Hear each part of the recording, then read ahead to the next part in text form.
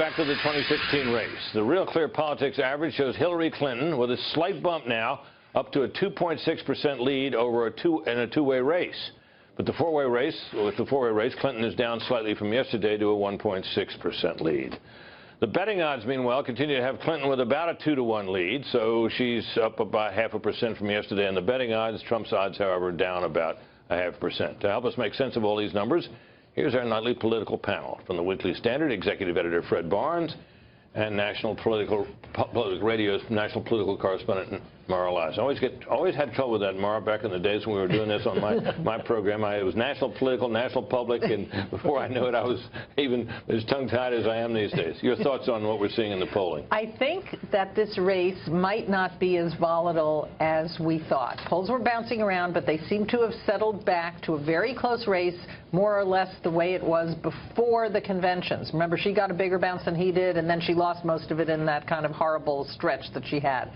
But she's still a couple points ahead. Yes, it's closed. We're seeing some tightening in some of the battleground states, but nothing that you would think really changes the dynamic of the race, where you see that he's created some new paths, for instance, to 270. You know, what I'm interested in is the states that Romney won, and at the moment, Donald Trump is ahead in all of those, or at least not behind in any of them, as far as I know.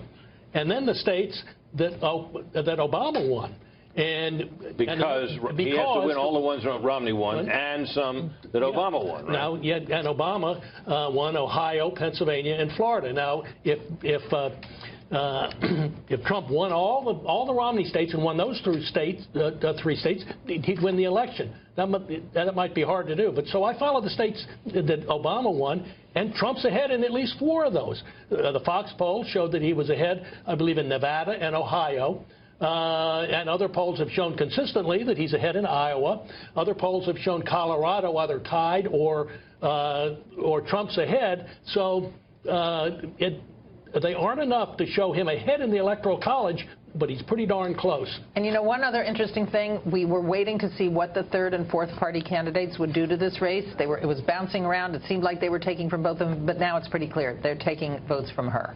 And that's the question then arises, of course, about the third and fourth party candidates as to whether their presence in the race will fade with time. It usually has, not always. It has, but historical rules only work till they stop working. And this year has. We all remember Ross Perot. Yes, Ross who got out of the race, got back in, and ended up getting, what, 19%? Yeah, but he was buying ads. He was paying. Well, Jill Stein and Gary Johnson are not combined even close to that. But we do know that a lot of young people, she's underperforming with young people. They're moving to Gary Johnson, whether they're just parking there, as Britt suggests, maybe they'll come back at the end, or they're going to stay there. And that's a big problem for her.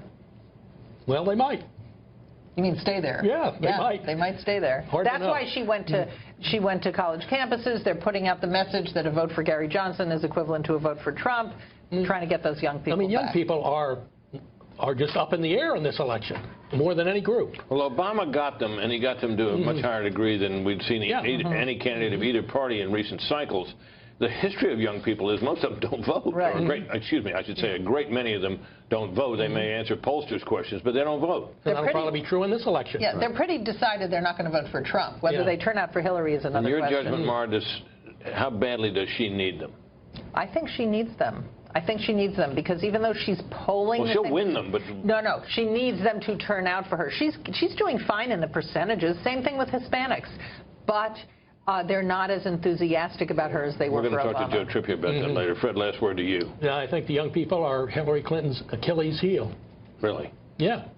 She needs them badly. Yeah. She needs more of them. Without them, her chances of losing are much greater.